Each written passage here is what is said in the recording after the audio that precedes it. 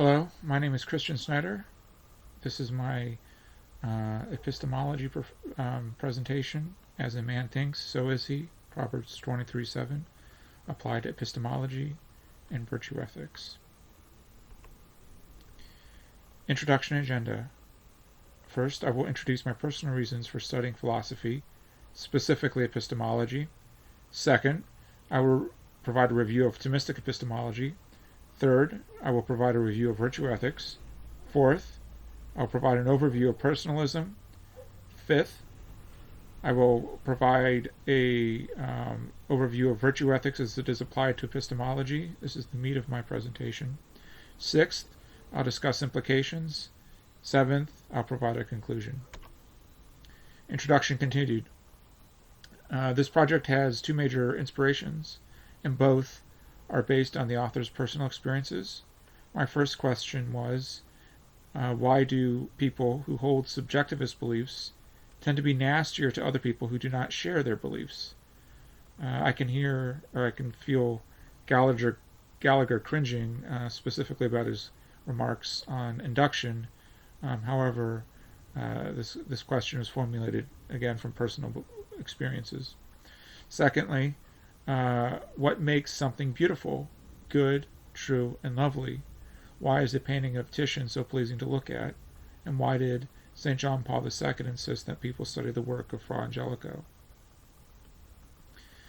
The research for this project is derived from sources of the Roman Catholic Christian tradition, principally the aforementioned Kenneth Gallagher's textbook on the philosophy of knowledge. Gallagher's treatment of the problems of knowledge are appropriate because not only does he assume a Thomistic personalist perspective, which will be explained later, but that the flow and style of his book has a poetic and artistic quality. This point is relevant because knowledge is not something that can be only explained scientifically, but it must also be approached holistically. Introduction continued. This is my thesis. Our way of acquiring and giving knowledge is integrally linked to our conduct. Formally speaking, virtue ethics can influence the academic subdiscipline of epistemology in rewarding ways. However, the epistemologist must be careful in selecting those sources, since there is not a theoretical consensus among virtue ethicists. Review of Thomistic epistemology. Aristotelian Thomistic, henceforth AT, abbreviated as AT, epistemology proposes that certitude exists. Modern philosophy mainly suggests probability.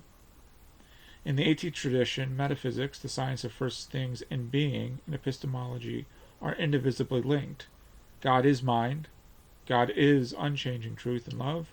God is prime analog. And God is a person and being.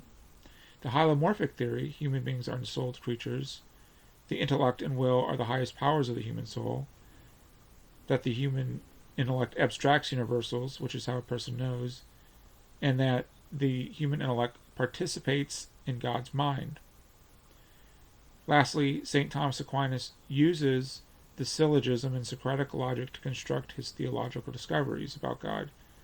However, St. Thomas was a mystic, which means he had a non-discursive and immediate experience of God. This is a often ignored historical fact that can be used to defend St. Thomas Aquinas from his detractors. A review of virtue ethics, part 1. First point. Our habits form our character. Ontologically speaking, we become friends with persons of similar character. In keeping with Christian dogma, man and God, who is a person, can be friends, but man must aspire to be like God in quality. Virtue is a mean between two extremes. This is central to AT ethics. God supplies special graces called the theological virtues, faith, hope, and charity, in order for man to know God better. Meaning and purpose are intrinsic to human beings. We are programmed to desire and know God, and in doing so we become happy.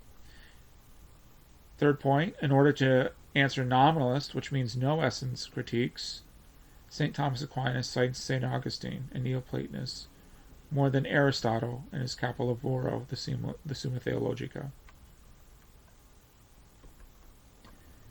Review of virtue ethics number 2. Contemporary virtue ethics is going in several directions, with some virtue ethicists arguing for a convergence of sorts with deontological and consequentialist theories.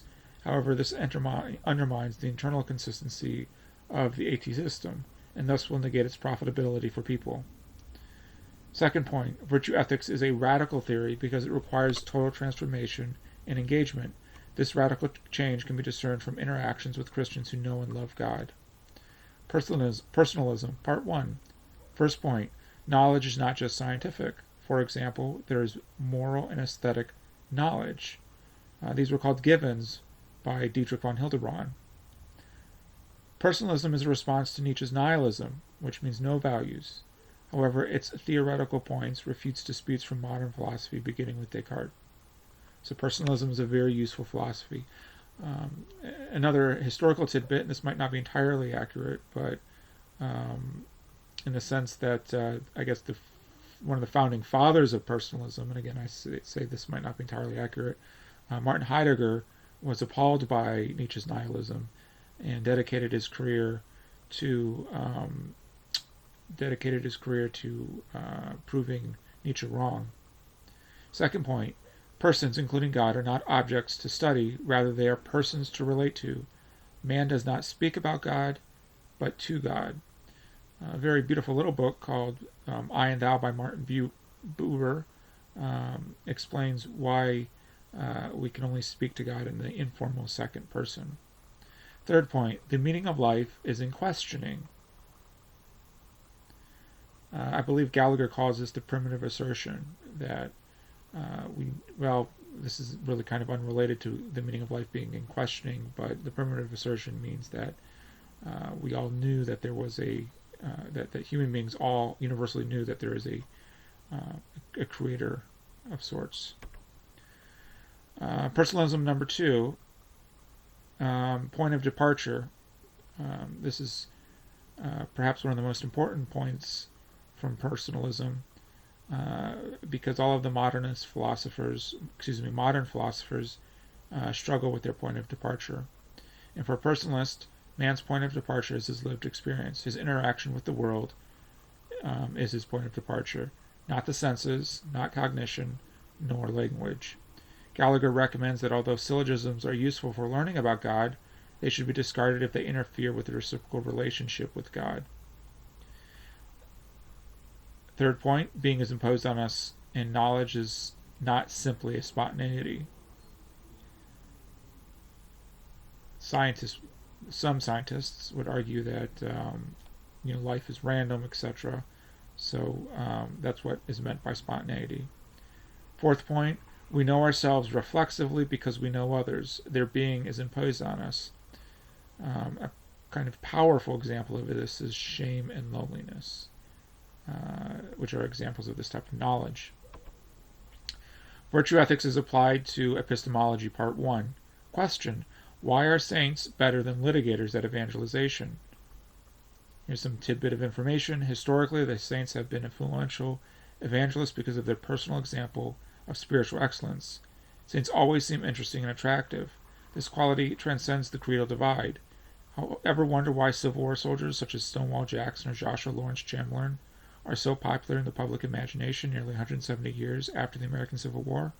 An argument for their outstanding virtue can easily be made. Second point, the study of God is universally interesting. For example, ancient man was more concerned with persons and things. Do we discount ancient man's knowledge and wisdom simply because it isn't scientific? Third point, snobbery with empirical knowledge. Secondary qualities are dismissed and primary ones denuded, and certain kinds of credibility are discounted, such as the credibility of religious people. Again, this is a very broad point, but there is a certain snobbery in the sense that we privilege empirical knowledge over other forms of knowledge. Fourth point, wonder, which according to Socrates begins philosophical investigation, and this wonder is childlike. Wonder in this case means smallness in relation to the vastness of the cosmos. Personally, the key word here for me is smallness. because it's related to humility. Virtue ethics is applied to epistemology, part 2, and is by knowledge and by love. Michael Sherwin, OP, states that the Second Vatican Council sought to renew moral theology, move beyond a merely deductive manualist approach to moral theology, and address controversies surrounding the Christian moral life in the modern world. A leading group of renewal moralists were the moral motivation theorists such as Rahner and Fuchs. These theorists derived much of their theoretical framework from Kantian theories. Therefore, these theories share the same theoretical shortcomings and problems of Kantian theory. Use of terminology such as self-realization, category, freedom, social conditions, and transcendence pepper their arguments. Third point, the basic idea of interplay between knowledge and act are persons. What this means is that are persons culpable of their freedom if their freedom is restricted. In my opinion, Sherwin successfully preserved the Thomistic analysis of the intellect and will and their interaction with the theological virtues in light of contemporary biopsychosocial challenges. And this is virtue ethics is applied to epistemology number 2. This is a compare and contrast. On the left side is the moral motivation theorists. There's a typo there. And the Thomists. So the first point is charity is submission to an absolute. You can hear Hegel there. Versus the Thomist point, which is charity acts through the autonomous will.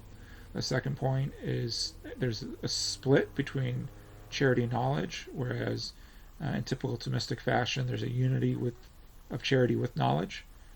Third point of the moral motivation theorist is a striving. Think of this as the participation trophy that everyone gets a participation trophy just for just trying.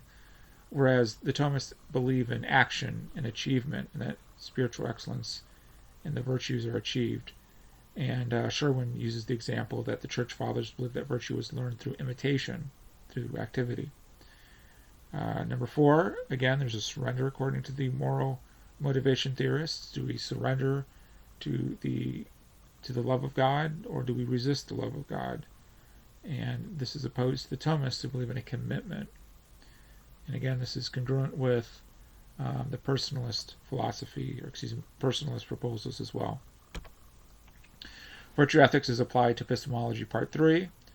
Robert Roberts and J. Wood argue that humility is a fundamental virtue for knowledge acquisition and transmission, specifically in the academic environment.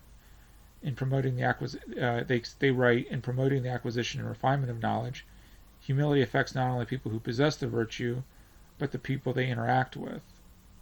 This is relevant for professionals and skilled laborers interacting in the workplace and their respective Christian communities, especially since technological innovation is corporate in structure. What I mean by this is, you no longer have the greats like Einstein or Newton fundamentally changing or fundamentally creating these paradigm shifts, if you can use that expression. Changes in science or in our theoretical understanding are done by groups of people. It's no longer done by individuals. Virtue ethics is applied to epistemology number 4. Humility leads to which groups of people are considered credible. Benton describes how interpersonal knowledge versus second-person knowledge,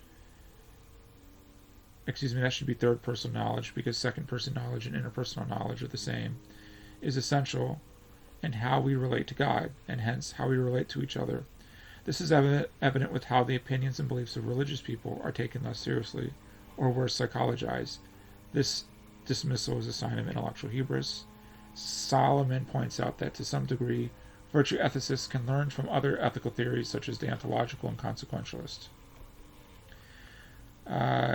Part 5, first point, David Solomon argues that to some degree, virtue ethicists can learn from other ethical theories such as deontological consequentialists, however, that this approach should be discouraged because the AT theory of virtue ethics is a comprehensive system introducing an inconsistency in one part of the system opens up the rest to complication.